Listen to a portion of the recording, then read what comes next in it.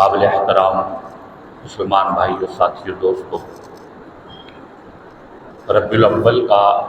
مہینہ چل رہا ہے۔ آپ حضرات جانتے ہیں ربیع الاول کے مہینے کو ہمارے نبی اکرم حضرت محمد رسول اللہ صلی اللہ علیہ وسلم کی سیرت سے خاص مناسبت ہے، کیونکہ اسی ماہ ربیع الاول میں کائنات کے امام الانبیاء، فخر الانبیاء، سرتاج الرسل، امام الکونین، امام الثقلین حضرت محمد الرسول اللہ صلی اللہ علیہ وسلم دنیا میں تشریف لائے، اور اللہ کی اپنی حکمتیں اور مصلحتیں ہوا کرتی ہیں۔ اسی ربیع الاول میں ٹھیک 63 سال کے بعد اللہ نے اپنے محبوب، اپنے عظیم نبی، کائنات کے سردار نبی حضرت محمد رسول اللہ صلی اللہ علیہ وسلم کو واپس اپنے پاس بلا لیا۔ حضور کی دنیاوی زندگی کی آمد کا مہینہ بھی یہی ہے، اور حضور صلی اللہ علیہ وسلم کی دنیا کی زندگی کی رحلت کا اور وفات کا مہینہ بھی یہی ہے۔ اسی نسبت سے ربیع الاول میں حضور علیہ السلام کی سیرت کی مناسبت سے گفتگو کی جاتی ہے۔ ویسے تو پورا سال ہی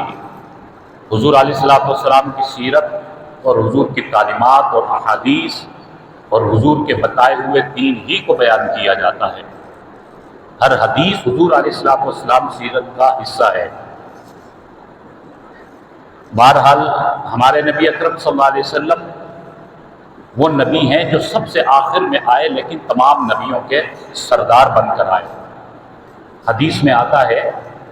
کہ اللہ نے ہمارے نبی کو باعث تخلیق کائنات بنا کر بھیجا۔ اس کا مطلب یہ ہے کہ ہمارے نبی کو اللہ نے کائنات کے بنانے کا سبب بنایا۔ ہمارے نبی صلی اللہ علیہ وسلم کی خاطر اللہ نے اس دنیا کو وجود دیا۔ اللہ فرماتے ہیں اگر مجھے اپنے محبوب نبی کو دنیا میں نہ بھیجنا ہوتا تو میں کائنات نہ بناتا۔ یہ دنیا اور دنیا میں جو بھی کچھ ہمیں نظر آ رہا ہے،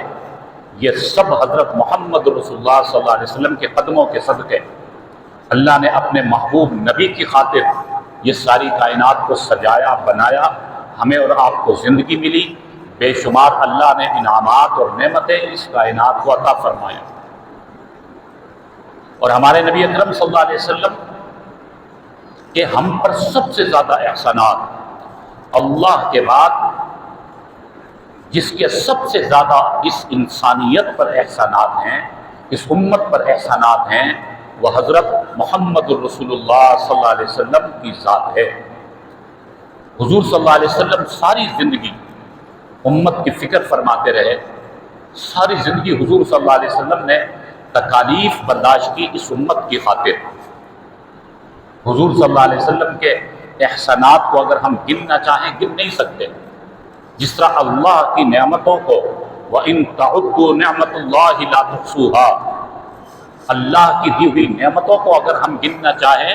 قرآن کہتا ہے ساری دنیا کے لوگ مل کر بھی اللہ کے احسانات، اللہ کے انعامات اور اللہ کی نعمتوں کو گنیں گے، ساری دنیا کے لوگ گنتے گنتے تھک جائیں گے، ختم ہو جائیں گے۔ اللہ کی نعمتیں مکمل نہیں ہو سکتی، یعنی گننے میں نہیں آ سکتی۔ یہ قرآن کا فیصلہ ہے۔ بالکل فرمایا کہ آخری نبی حضرت محمد رسول اللہ صلی اللہ علیہ وسلم نے اس امت کی خاطر جو تکالیف اٹھائی، جو مظالم برداشت کیے، اور اس انسانیت پر اور اس امت پر جو احسانات فرمائے، جو مہربانیاں فرمائی، جو شفقت فرمائی، وہ اگر ساری امت میں مل کر گننا چاہے گن نہیں سکتی، شمار نہیں کر سکتی۔ ایک ایک لمحہ ہمارے نبی کا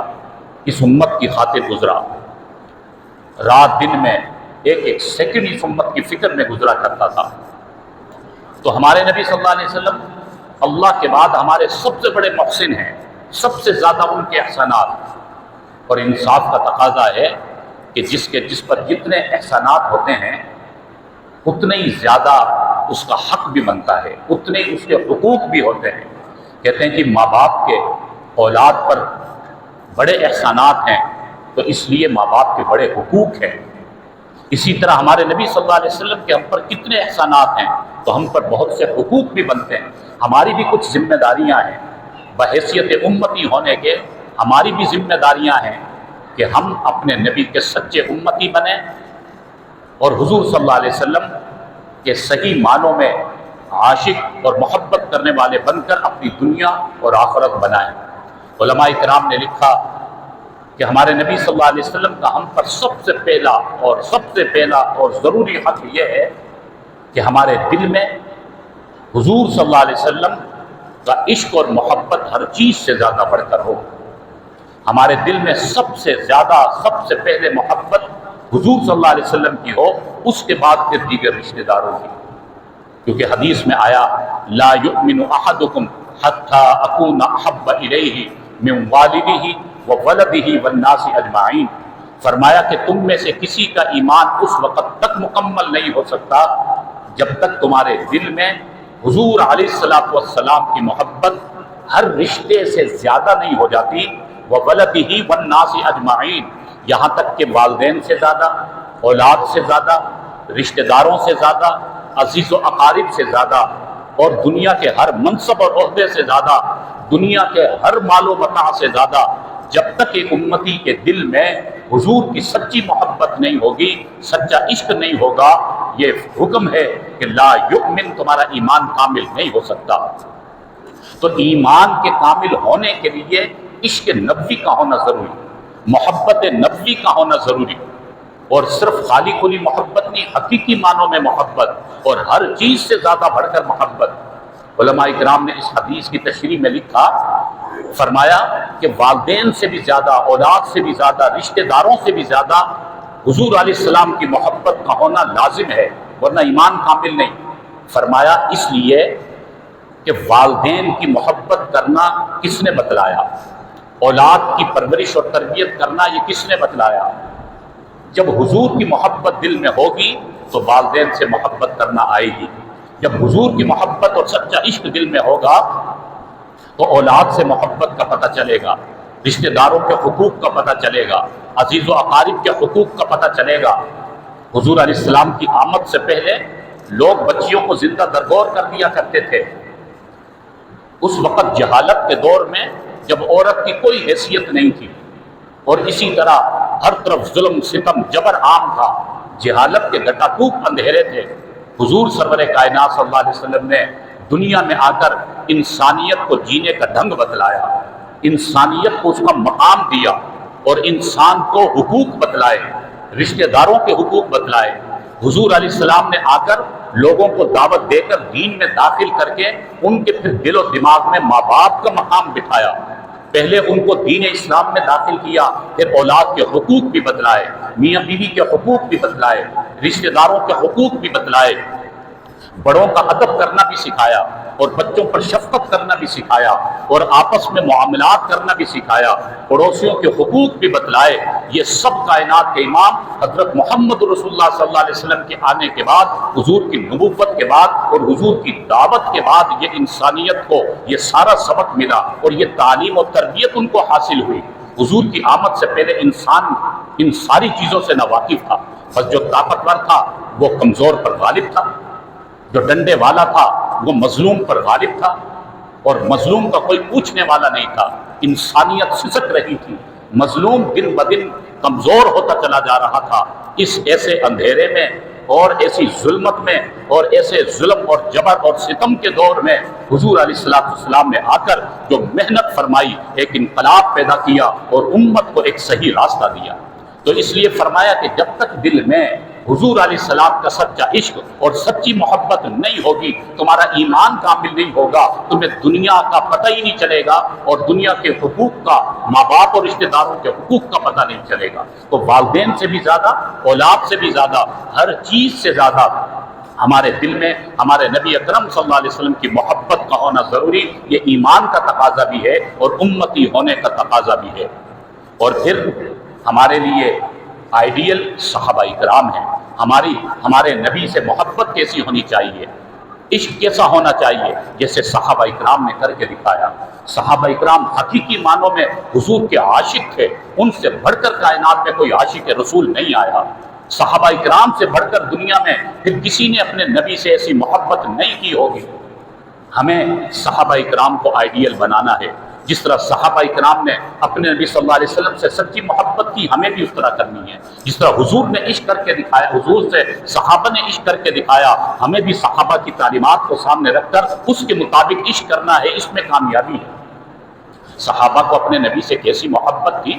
فرمایا، صحابہ کرام فرماتے ہیں کہ جب بھی ہمیں ہمارے نبی صلی اللہ علیہ وسلم کچھ دیر کے لیے نظر نہ آتے تو ہم مچل جایا کرتے تھے، پریشان ہو جایا کرتے تھے کہ اتنا وقت گزر گیا، اپنے نبی کے چہرے کی زیارت نصیب نہ ہوئی، ہمیں کوئی چیز اچھی نہیں لگا کرتی تھی، بے چین ہو جایا کرتے تھے، اور پھر ہم کوشش کرتے کہ جلد سے جلد اپنے محبوب اپنے نبی اکرم صلی اللہ علیہ وسلم کے چہرے کا دیدار کر لیں۔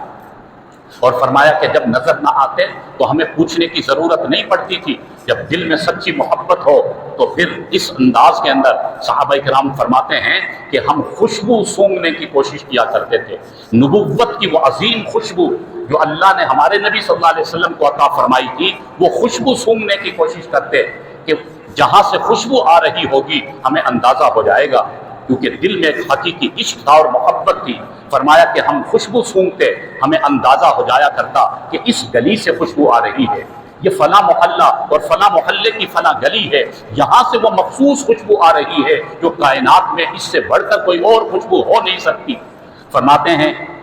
کہ ہم وہ خوشبو سونگتے ہوئے اس گلی میں چلے جایا کرتے، مزید خوشبو کو سونگتے ہوئے ہم اس گھر تک یا اس مقام تک پہنچ جایا کرتے جہاں پر کائنات کے امام الکونین حضرت محمد الرسول اللہ صلی اللہ علیہ وسلم تشریف فرمایا ہوا کرتے تھے، جہاں موجود ہوتے تھے۔ فرمایا کہ ہم پوچھا نہیں کرتے تھے، حضور کی خوشبو سونگتے سونگتے اپنے نبی کے مقام تک پہنچ جایا کرتے تھے۔ اس کو عشق اور محبت کہا جاتا ہے۔ اسی لیے تو کہا کہ قدم قدم پر برکتیں، نفس نفس پر رحمتیں، جہاں جہاں سے وہ شفیع عاصیاں گزر گیا، جہاں نظر نہیں پڑی وہاں ہے رات آج تک، وہاں وہاں صبح ہوئی جہاں جہاں سے گزر گیا۔ جہاں جہاں سے وہ عظیم نبی کے قدم پڑے وہاں وہاں صبح ہو گئی، اجالے ہو گئے۔